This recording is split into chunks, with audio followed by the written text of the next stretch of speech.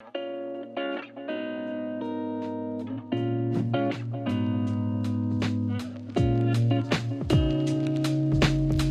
today's video, I'm in Budapest, where together we'll take a look at some of the many things to see and do in Hungary's capital. If you're new here, my name is Mergim, and over the past 22 days I've been travelling around Europe sharing my experiences on this channel. In the previous video I left Slovenia, and today marks my first day here in Budapest. And what better way to kick things off than with a visit to what Budapest is known for best: its mineral-rich thermal baths, for which the city has earned the name City of Spas. But where did the city's name come from?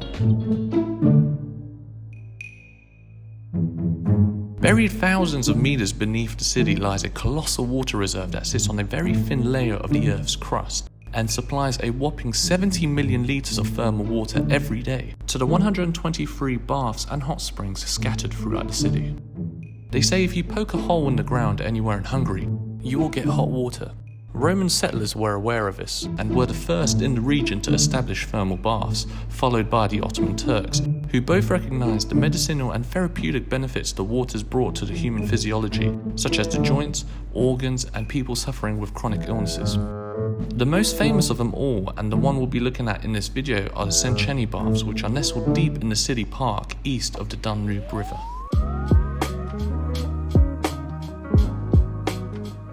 The Seocheny thermal bath is Europe's largest medicinal bath, which first opened to the public in 1913, making it over 100 years old. Since then, it has become the most popular thermal bath in all of Budapest, with an estimated 2 million visits per year thanks to its striking exterior beauty. The majestic golden palace that overlooks the outdoor pool was designed in a fusion of neo-Baroque and neo-Renaissance style by one of Hungary's greatest architects, Gillette. The bath became such a hit in the early 20th century that the City Council of Budapest arranged for its expansion to its current size, which includes 3 large outdoor pools and 15 smaller indoor pools. However, shortly after the expansion, the baths had a bit of a major problem. The spring well that had been used up until then, which had taken 10 years to dig, was at its limit, and could no longer keep up with the volumes that were needed for all 18 pools. And in 1938 the well was retired, and in its place a new well had been bored. This time it had only taken 2 years to dig, but delivered 7 times more spring water than its predecessor. To this day, the Seocheny baths receives a baffling 6 million litres of mineral-rich water every day at a staggering temperature of 77 degrees Celsius, hot enough to burn your skin off. And so before these burning hot waters can enter the baths, they are chilled with cold water to optimal temperatures that are therapeutic to soak in, which go up to 38 degrees Celsius. Throughout the year, the Seocheny baths throw lively night parties that are quite the spectacle and that go on until the early hours of the morning.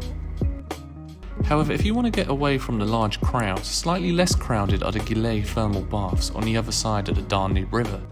To get here, chances are you would have crossed over the 3rd oldest and shortest bridge in Budapest, which perfectly segues us onto the next attraction I visited, the Liberty Bridge.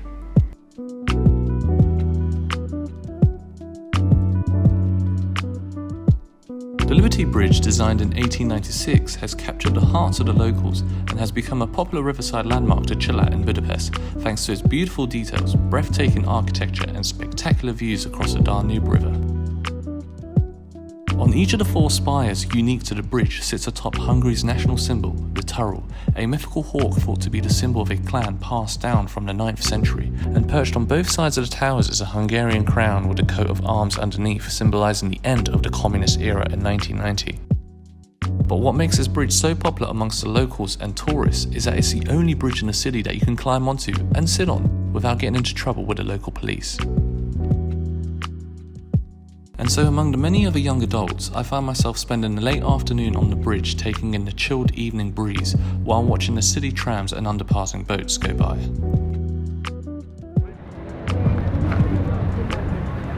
Chilling on the bridge like this in Budapest seems to be quite the jam, considering so many other people over here are also doing the same thing as I'm doing. But that day it's incredibly humid here, so it's very hard to be able to do anything productive from the hours of 12 till 3. It'd be really awesome if I had a beer here just to chill and watch the cars and the trams go by. I think I've got my mind set about what I want to do next. I'm going to stay in Budapest for an additional at least 2 nights.